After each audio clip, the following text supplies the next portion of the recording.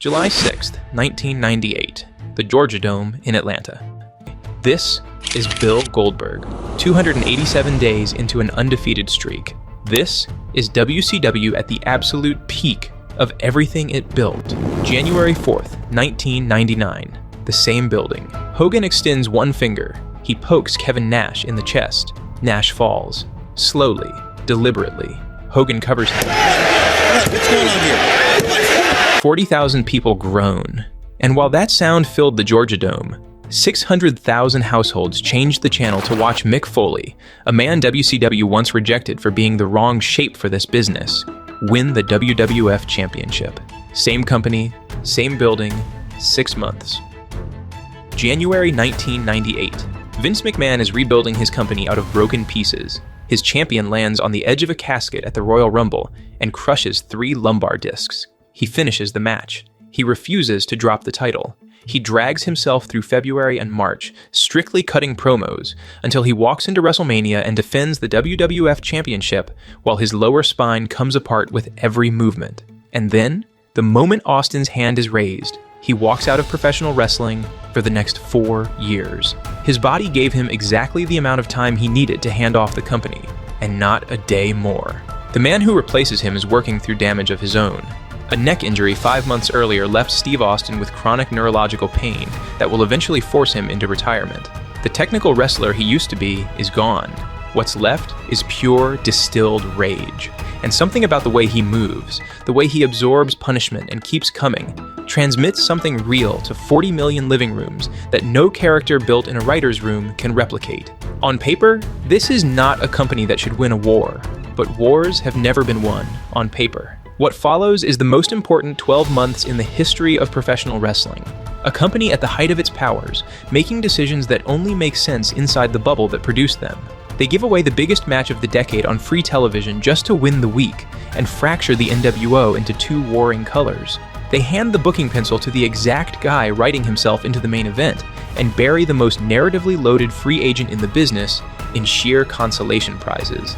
And it's fighting against a company rebuilt by people with nothing left to lose, finding in that desperation something a writer's room cannot script and a corporate budget cannot buy. Both stories end in the same building, on the same night, in front of the largest combined audience professional wrestling has ever drawn. The distance between what's happening on each channel tells you everything about how WCW lost a war it should never have lost. WCW didn't run out of ideas. Its ideas worked. The guaranteed contracts, the creative control, the obsession with winning a single Monday night instead of planning for a year, the very things that built their empire were the exact same weapons that tore it down. The machinery that produced the Georgia Dome produced the fingerpoke of doom. Welcome to part 4 of the Monday Night War series. Parts 1 through 3 are in the description and pinned comment if you need the context. September 1997, an unnamed arena. A mid-card match nobody is paying much attention to.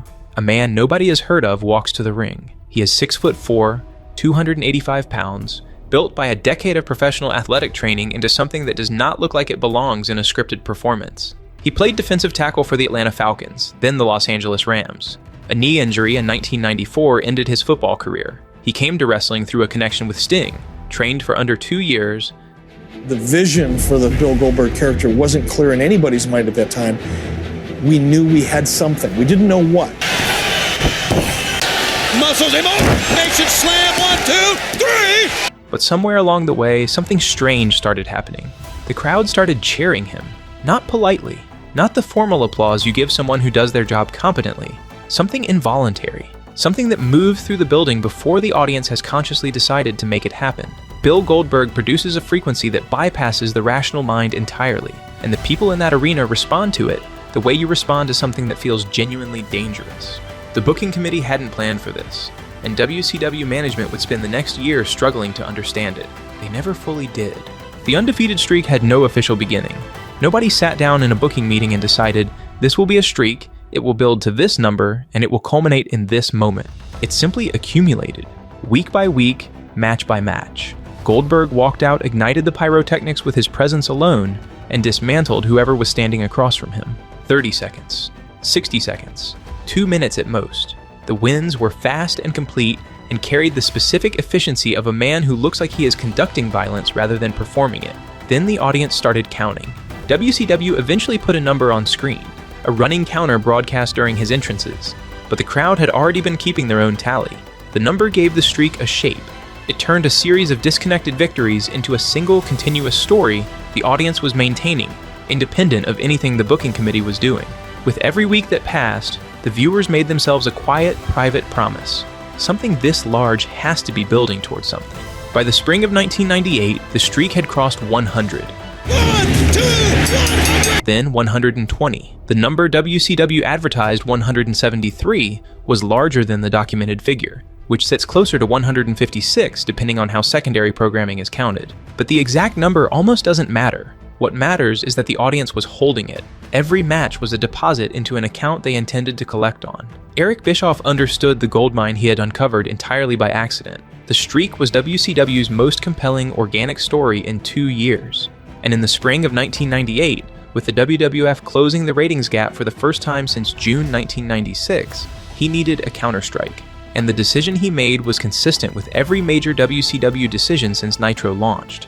He handed WCW's biggest money match to free television. Goldberg would face Hollywood Hogan for the WCW World Heavyweight Championship on free television on a Monday night in Atlanta, in the largest arena they could fill. July 6th, 1998, the Georgia Dome. Different things could happen, bring your exact... The building shakes when Goldberg walks out. The match lasts minutes. Goldberg wins. That night, the crowd produces a sound that the people standing in that arena will describe for the rest of their lives. WCW won the night. Listen to this! A 4.8 rating against Raw's 4.0. Then the broadcast ended, and nobody inside WCW had a plan for what came next. The championship reign that followed covered 174 days. Goldberg made appearances. He defended the title. The streak continued. The number kept climbing even after the belt changed hands, because the streak had always preceded the championship and was designed to outlast it. But the story that made the streak matter had no next chapter. Steve Austin, whose championship reign was generating the most commercially successful quarter in WWF history, had Vince McMahon. He had a story that refreshed itself every single week, that banked audience investment and paid it out in installments, that gave the audience a relationship to follow rather than just a number to track. But Goldberg had the number. For 15 consecutive months, as the tally climbed from a single digit to a triple-headed giant, the entire wrestling world was consumed by a single question that shouted through every arena. Who's next? Hey! To understand how WCW arrived at that failure, how the most compelling organic story the company had ever produced ended up with nothing underneath it, you have to understand what WCW believed it was sitting on 6 months earlier. Because from the outside, in January 1998, the argument for how this company loses is almost impossible to construct. Read the numbers. 83 consecutive Monday nights. That is the exact number of weeks WCW Monday Nitro defeated Monday Night Raw in the Nielsen household ratings. The streak began June 10th, 1996, and ran without interruption through the final weeks of 1997. Through holidays, through pay-per-view hangover weeks when wrestling audiences historically contracted, through every competitive condition the calendar could produce. Every single Monday, more people chose WCW. The NWO merchandise had done something professional wrestling had never managed. The black and white logo was appearing in hip-hop videos, on professional athletes during post-game press conferences, in high school hallways in cities with no wrestling tradition whatsoever. Hulk Hogan, Randy Savage, Kevin Nash transcended their profession entirely. They became cultural currency. The NWO made the product aspirational to people who had never watched a minute of professional wrestling and had no intention of starting. Then there was Starrcade 1997, a 1.9 pay-per-view buy rate, over 700,000 homes paying to watch Sting finally confront Hogan. It was the culmination of 16 months of the most disciplined long-form storytelling WCW had ever constructed. The audience paid for a reckoning. They received a botched referee count, a confusing restart, and a stark reminder of Hogan's creative control. The ending broke the company's most important promise, but the financial ledger only recorded the anticipation. That number made every previous record in the industry's history look like a rounding error. The live event business was exploding, arenas selling out consistently, merchandise revenue crossing into territory the company had never seen. And in the summer of 1998, WCW would draw 41,000 people to the Georgia Dome. They bypassed the pay-per-view model. They ignored the traditional weekend championship format. They packed a massive stadium strictly for a free, live Monday night television broadcast. By every visible metric, WCW had achieved something far beyond a victory in the Monday Night War. The war was over. But here's the problem with winning that completely. When your show wins every week, the weekly victory becomes its own answer. There is no mechanism inside a winning operation that forces you to ask why you are winning, or whether the conditions producing the victories can sustain them. The revenue makes the argument. The sold-out arenas make the argument. 83 consecutive weeks make the argument. Every concern raised inside that operation gets absorbed by the sheer weight of the evidence that everything is working. Structural damage had been accumulating underneath those numbers since 1996. This damage never showed up in a Nielsen column. It remained completely invisible on a pay-per-view buy rate. It lived instead in the contracts, in booking committee dynamics, in the creative control clauses sitting inside the deals with every main event performer on the roster. The guaranteed contracts that had purchased 83 weeks of dominance had also guaranteed that the people those contracts protected could never be moved. They refused to lose when the story required it. They existed entirely outside the management of a functioning creative operation. The poison was there. It had always been there. The sold-out arenas just made it impossible to see. WCW entered 1998 with the largest structural advantage in the history of professional wrestling, holding simultaneously a wound it had decided not to examine and a weapon it had not yet figured out how to aim. Both of them were about to matter. March 29th, 1998, the Fleet Center in Boston. 20,000 people. Mike Tyson is standing ringside as the special outside enforcer for the WWF Championship match, an official presence, sanctioned by the company, positioned at ringside with the specific authority to intervene if either man steps outside the rules. The most feared athlete on the planet in a wrestling arena, taking the proceedings seriously enough to stand at ringside. Think you can tell us what to do? The WWF paid $4 million for this moment. $4 million to a company that had reported a net loss of $6.5 million the previous fiscal year, a company drawing on a revolving line of credit, a company whose bank had oversight of its internal budgeting and had been watching the books with the specific attention of an institution that isn't sure it will be repaid. 12 months earlier, this company had been a serious candidate for cancellation by its own television network. They paid it anyway, because Tyson in March 1998 was not merely an athlete. He was the most viscerally compelling human spectacle in American culture. Dangerous, fallen, real in the specific way the late 1990s wanted its public figures to be real. His presence at a wrestling event generated the mainstream media coverage. And it also communicated something. It said, whatever is happening in this building tonight, it is serious enough that this man showed up for it. Steve Austin won the championship. Tyson countered the fall with a speed and force that communicated genuine investment in the outcome. That night, the building produced a sound that every major WWF arena would replicate for the next 3 years. 2 weeks later, on April 13th, Monday Night Raw defeated WCW Monday Nitro in the Nielsen household ratings for the first time in 83 weeks. The streak was over. To understand why WrestleMania 14 worked, why the investment in Tyson paid off in a way that went far beyond a single night's attendance, you have to understand what the WWF had accidentally built in the 14 months before it. It starts in Montreal, November 9th, 1997. The footage circulated immediately through early internet forums. ESPN covered it. Canadian newspapers treated it as a genuine labor dispute. A documentary crew filming Bret Hart for a Canadian television special captured the backstage aftermath in real time. McMahon sitting across from a man he had just betrayed, managing the optics of something he couldn't fully control, doing the visible calculus of what version of events he could defend. 2 days later, McMahon sat down with Jim Ross on live television and said that Bret Hart screwed Bret Hart. He was visibly uncomfortable, the specific discomfort of a man who has done something and is now required to explain it in public. He was trying to say one thing, The audience was watching an entirely different thing surface through the saying of it. The character of Mr. McMahon, the tyrannical, vindictive billionaire owner who made Monday Night Raw the most watched program in cable television history for 3 consecutive years, was born in that specific moment of genuine, unperformed discomfort. It worked because everybody watching knew it was real. The story that followed was not complicated. A billionaire who runs the company, a worker who refuses to do what he's told. Every person who has ever held a job and looked across a conference table at someone with more money and less dignity than them understands this dynamic without needing it explained.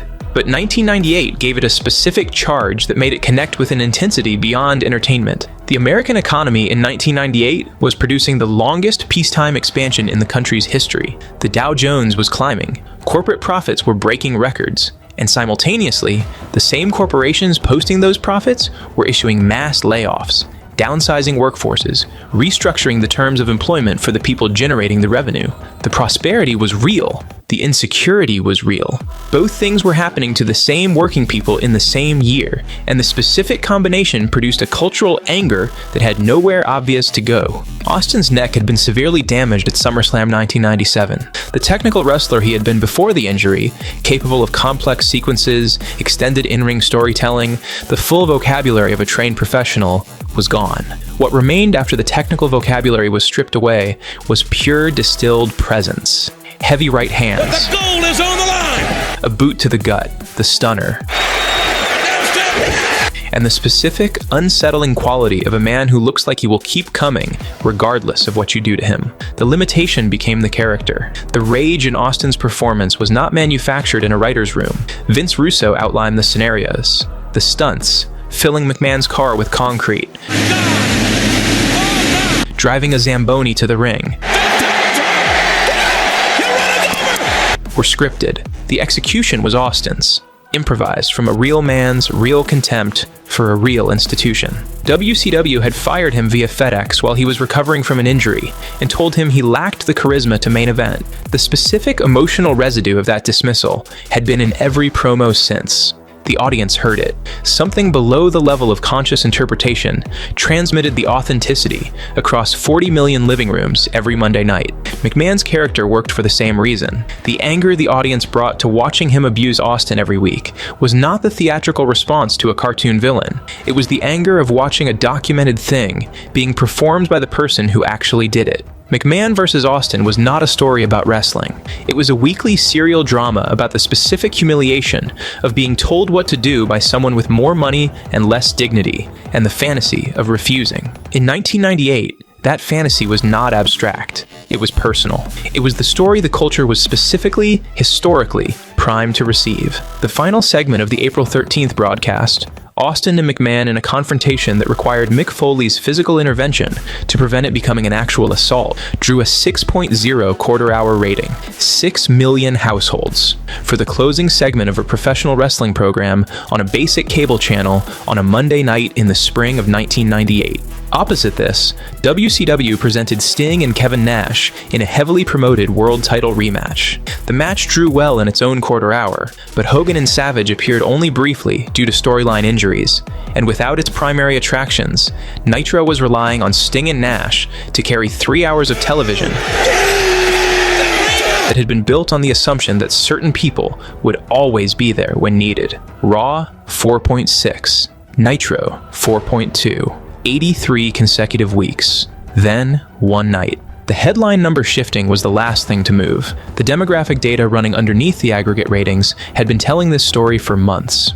In the 18 to 34 demographic, the most commercially valuable audience in cable television, Raw had officially surpassed Nitro weeks before April 13th. In the 2 to 17 demographic, the children who would buy merchandise and order pay-per-views for the next 20 years, Raw had won 23 of the first 24 weeks of the entire war. WCW's dominance had, from nearly the beginning, been built on viewers over 50, people watching out of habit, nostalgia. The NWO had been cool. Cool gets you 83 weeks. Cool does not get you the future. The scoreboard had finally updated. Inside WCW, the response to April 13th revealed everything about the institution's capacity for self-examination. Bischoff did not convene a creative meeting to diagnose what the demographic data meant. He did not commission a structural review of why the primary attraction driving the WWF's recovery, the McMahon character, the Austin dynamic, the weekly story that refreshed itself without requiring its central figures to physically compete,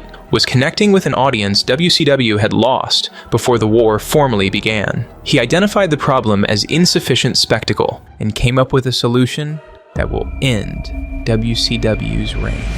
Eric Bischoff's response to losing April 13th was to look at the most successful creative concept in wrestling history and cut it in half. The logic was not unreasonable on its surface. The NWO had generated 83 weeks of ratings dominance, a cultural crossover no wrestling entity had achieved since Hulkamania. Train, say your prayers, eat your fight. And merchandise revenue that had left the building entirely and started appearing in hip-hop videos and high school hallways. If the faction had produced all of that, then restructuring it, creating internal conflict, dividing loyalties, giving the audience a new reason to pick a side, could regenerate the energy that 2 years of expansion had slowly drained away. Hulk Hogan retained the original black and white, Hollywood Hogan, the villain, the founding architect of everything the NWO had become. Kevin Nash led a new faction, Red and Black, the NWO Wolfpack, populated by members who had been heels and were now repositioned as anti-heroes. Nash himself, Sting, Conan, Randy Savage, eventually a returning Lex Luger. The pitch to the audience was simple. The NWO you love to hate has a new enemy. Pick your side. The merchandise moved. The red and black t-shirts sold. The Wolfpack chant filled arenas. But the faction accomplished almost nothing. To understand why, you have to understand what the original NWO's power actually came from. 3 men holding an entire company hostage. Hall and Nash arriving from outside, dismantling the existing order, operating with the specific, dangerous energy of people who have nothing to lose and no investment in the institution they're threatening. The original NWO worked because it was genuinely scarce. 3 people doing something the audience had never seen, producing a threat the narrative couldn't contain because it was being broken from the outside. By the spring of 1998, the NWO had accumulated dozens of members across both factions, an internal hierarchy, established protocols, clearly defined roles everyone understood. The institution that had arrived to dismantle the establishment had become the establishment. It had been in place long enough to develop the specific quality of something expected. The Wolfpack was not 3 men with a spray can. It was a corporate restructuring. 2 departments in the same company wearing different colored shirts. The audience had spent 2 years understanding the NWO as a disruption of order. They could not be successfully retrained to understand the same people in modified costuming as heroes, because the context that made those people threatening had dissolved. The Wolfpack was cool in the aesthetic sense. It generated crowd reactions. Nash, operating at the height of his charisma, was genuinely compelling television. But compelling television and a functioning story are different things. The Wolfpack wanted to be cool. That is not a motivation, and the audience can always tell the difference. While the NWO was turning into a parody of itself, on the other channel, a new faction was rising that was delivering exactly what NWO promised. Degeneration X invaded WCW's television tapings in a military truck. This requires a moment. DX drove an actual military vehicle to the arena hosting WCW Monday Nitro, commandeered the loading dock, WCW sucks! and attempted to broadcast their own counter-programming while WCW's event was running inside. They appeared at WCW's doors, dressed in combat fatigues and yelling through bullhorns. They conducted a sustained, escalating campaign designed to make WCW look institutional and slow-moving against their own chaotic energy. DX, after Shawn Michaels' injury, was Triple H's vehicle, and Triple H in 1998 was genuinely hungry in a way that transmitted through the television. He had survived the curtain call fallout, survived being buried on the card as punishment, survived the indignity of watching his closest friends leave for WCW's guaranteed money, while he stayed behind on a schedule that was grinding him down. What came out the other side was a man with real contempt for the system around him, performing those realities within the fiction in a way that produced the same blurred reality texture that had made the NWO compelling in 1996. DX wanted something. The invasion was controlled aggression with a specific target. That's the difference, and the audience felt it every time they changed the channel. Meanwhile, the cruiserweights, Rey Mysterio, Eddie Guerrero, Chris Jericho, were delivering the best in-ring work in the industry from the first hour of Nitro every single week. Management viewed them as an appetizer, warm-up acts before the veterans arrived. Chris Jericho spent 1998 generating crowd reactions. Everybody here, welcome to Monday Night Jericho! That rivaled the top of the card. He requested a program with Goldberg. The request was declined. He spent the end of 1998 deciding where he was going next. He was not alone. The departures weren't a wave, they were a sustained bleed, each one carrying away both the performer's ability and the audience investment that ability had generated. WCW was losing its future, one resignation at a time. The weekly revenue numbers were too comfortable for anyone to look up from the spreadsheet long enough to notice what was walking out the door. By the end of summer 1998, the NWO Civil War had consumed the main event space entirely. The performers wearing WCW's original colors had almost no function in a promotion whose central narrative was about two factions of invaders fighting each other. There was no WCW left to save. Bischoff had taken the most successful creative concept in wrestling history, divided it, diluted it, and removed the last remaining reason for the audience to care about whether the company survived the war it was supposedly fighting. The original NWO had made WCW feel like it was in danger. The Wolfpack made WCW feel like a franchise with a new menu. The audience noticed. They kept watching. The numbers held through the summer. The Georgia Dome filled. Goldberg won the title. The surface stayed intact. But underneath it, the account the audience had been keeping since 1996 was being drawn down week by week. Every Nitro that ended with the same people in the same positions. Every main event that resolved into another chapter of a factional war that had stopped going anywhere. Each one was a withdrawal. By the time Starrcade arrived in December, the account was almost empty. The NWO wasn't the only thing WCW failed to aim correctly in 1998. Bret Hart spent all of 1998 being flown first class to arenas and sent home having accomplished nothing. The most publicly wronged figure in the industry, a man whose documented mainstream covered grievance made him custom built for the exact story WCW was theoretically telling, worked secondary feuds over the United States Championship all year. Fine matches.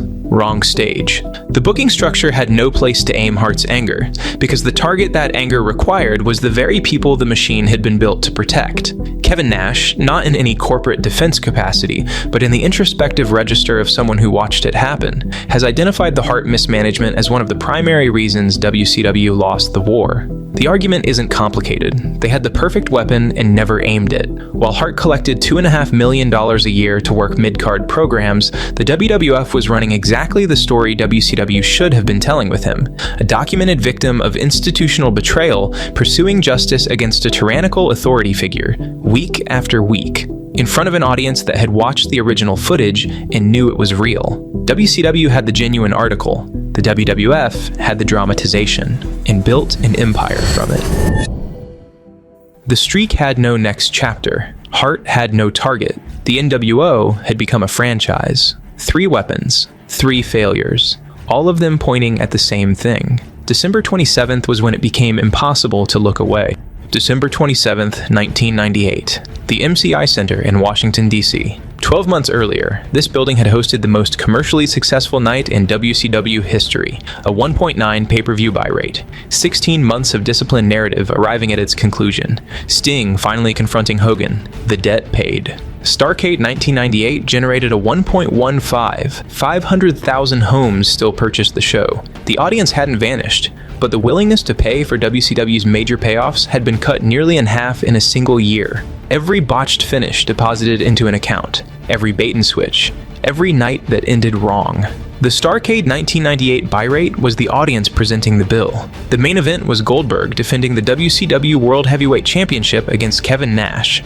Nash had been handed head booking authority weeks earlier. He was, at the moment he received that authority, the active performer positioned to benefit most directly from the decisions the booking committee was now making. He booked himself to end the streak. Sit with that. The person responsible for designing the story used that authority to cast himself as the man who ended his company's most valuable asset. Scott Hall appeared at ringside with a stun gun, a cattle prod. He used it to incapacitate Goldberg. Nash made the cover. 173. That was the number the audience had been holding since September 1997. Every match a deposit. Every week a quiet promise that something this large was building towards something worthy of it. It ended with a prop, inserted by the head booker, who was also the man making the pin. The arena didn't erupt. It didn't even really boo. It went quiet in the way a room goes quiet when everyone in it has understood something at the same moment and nobody wants to be the first to say it out loud. Nash's internal justification was coherent enough on its surface. End the streak here. Reunite the NWO factions into one supervillain alliance. Spend 1999 with Goldberg dismantling that alliance one member at a time, building back to a championship rematch with genuine, earned heat underneath it. A plan. A destination. A story with a next chapter. It required discipline. Central authority. The willingness of the people at the top of the card to subordinate their immediate interests to something larger than themselves. It required things WCW hadn't had since 1996. The follow-through lasted 8 days. January 4th, 1999. Nash defended the championship against Hollywood Hogan. 40,000 people back in the Georgia Dome, the building that 6 months earlier had produced the loudest crowd reaction in WCW's history. Hogan extended one finger. He pressed it lightly against Nash's chest. Nash went down. Hogan covered him. 3 seconds. New champion. The NWO reunified. They attacked Goldberg. The contractual infrastructure that had been governing WCW's creative direction since 1996, the creative control clauses, the guaranteed deals, the booking authority redistributed to the performers it was supposed to guide, operated exactly as designed. The crowd's response wasn't anger. It was the sound of people who had stopped being surprised. Eric Bischoff knew what was on the other channel that night. Monday Night Raw had been taped 6 days earlier. The WWF's standard production practice, block record multiple episodes to reduce costs. Bischoff had been spoiling taped Raw results on live Nitro since 1995. The logic hadn't changed. Tell the audience what's coming and they have no reason to switch. Tony Schiavone received instructions through his headset. 600,000 households switched channels. The WWF had been circulating information about the title change through their website for days. The audience already knew. When Schiavone confirmed it, mockingly, as though the achievement being described was beneath consideration, it functioned as a signal. The man on the other channel had spent 15 years accumulating a career's worth of damage in venues that seated 1,200 people.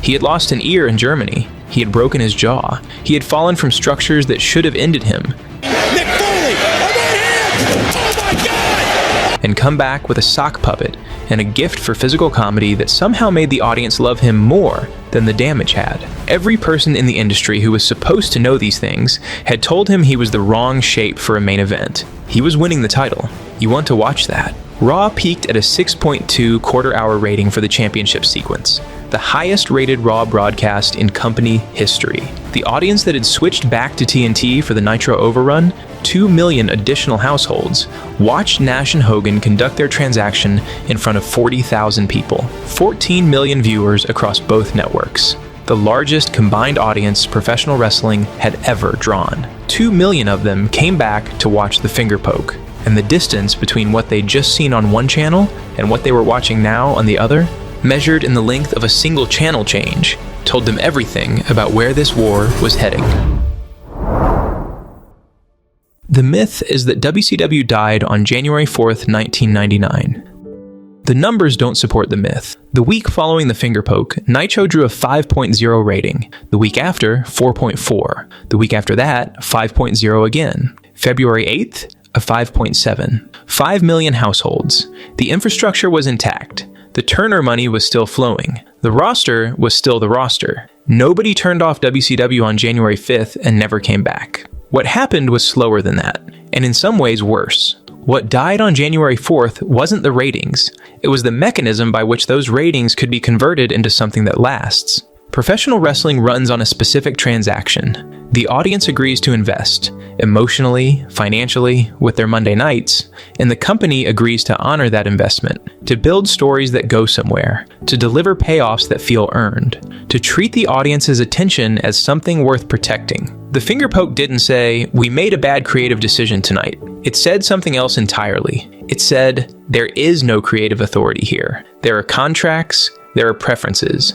There are the people with the leverage to exercise those preferences, and the people without the actions conducted by people protecting their own positions. That is the message WCW needed to never send its audience.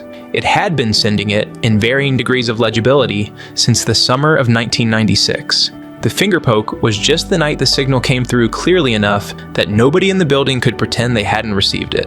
In the weeks after January 4th, the ratings margin began moving in ways the preceding 18 months hadn't allowed. Raw 5.5, Nitro 4.3, Raw 5.2, Nitro 4.2, Raw 5.0, Nitro 3.9. By spring, the gap was consistently exceeding a full rating point.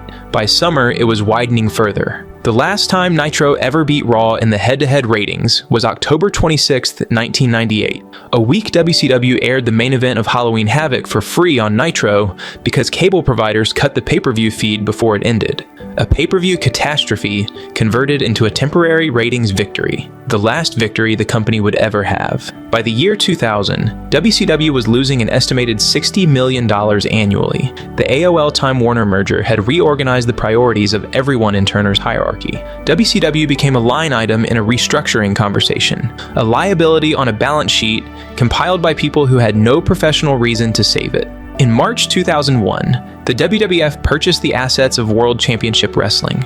I own WCW. For $2.5 million. The company projected at a valuation approaching $500 million at its peak. The company that had drawn 41,000 people to the Georgia Dome for a free television show, sold for roughly the price of a single Hulk Hogan appearance fee. WCW is in my hands. Go back to July 6th, 1998. Goldberg versus Hulk Hogan. 41,000 people who drove to Atlanta on a Monday night for a free television show. People who stood in concourses and craned from upper decks because the word had gotten out and nobody wanted to be the person who missed it. A crowd so large the building couldn't fully contain it. WCW didn't build that night. It stumbled into it. A former NFL lineman with under 2 years of training handed a jobber role and accidentally handed the company's future along with it. The crowd decided what he was before the booking committee did. The audience maintained the streak before WCW put a graphic on the screen.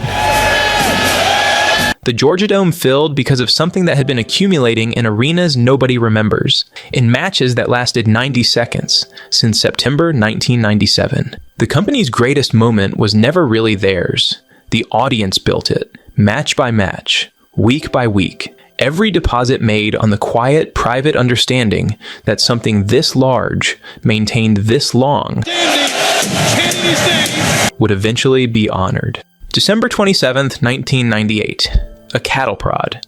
A head booker writing himself into the ending. A plan that dissolved inside the same infrastructure that had made every other long-term plan dissolve. The audience's deposit was returned in the form of a stun gun. I think it's a stupid move to have one of the inmates help run the asylum. The number stopped. 8 days later, January 4th, the Georgia Dome filled again. 40,000 people back in the same building for Nash versus Hogan. The new champion defending against the returning legend. The fingerpoke. The groan. The NWO reuniting over Goldberg's body. On the other channel that same night, a man who had spent 15 years in bingo halls and international gymnasiums, who had lost an ear and broken his jaw and fallen from structures that should have ended him, stood in the ring holding the WWF Championship. The crowd understood what they were watching. Over 10,000 people in an arena in Massachusetts recognizing something they had been promised and delivered. 600,000 households changed the channel to be in that building. They left the Georgia Dome for it. They left 40,000 people in the company that had won 83 consecutive Monday nights. They left for a man with a sock puppet. Mr. Sacco! And that tells you everything. Trust ends gradually, privately, in the accumulated weight of small disappointments that eventually tip a scale the company never knew the audience was keeping. WCW had the roster, the television deal, the momentum, the cultural crossover. At its peak, it had something genuinely rare, a performer the audience built a story around before the booking committee thought to. Across 1998, week by week, it spent every one of those things on the wrong priorities.